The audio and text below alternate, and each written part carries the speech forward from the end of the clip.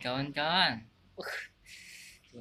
sungguh jenuh sekali kelamaan nunggu seseorang. Jawabannya betus ban di rumahnya. Lagian saya lagi pusing-pusing begini. Ada kendala juga. Pusing sekali. Ya, mau diapain lagi menyikapi kayak gini? Lebih baik enjoyin aja lah. Sungguh rumit dari pikiran itu. Kapan selalu ada kebahagiaan dan keindahan, selalu ada aja sesuatu itu yang kita inginkan.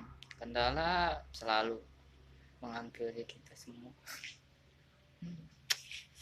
Ya, beginilah kehidupan kita, saya sehari-hari. Dengan mohon pamit, saya akan selalu berjalan sekarang menuju ke goyang lidah. Ya, cukup sini. Assalamualaikum warahmatullahi wabarakatuh.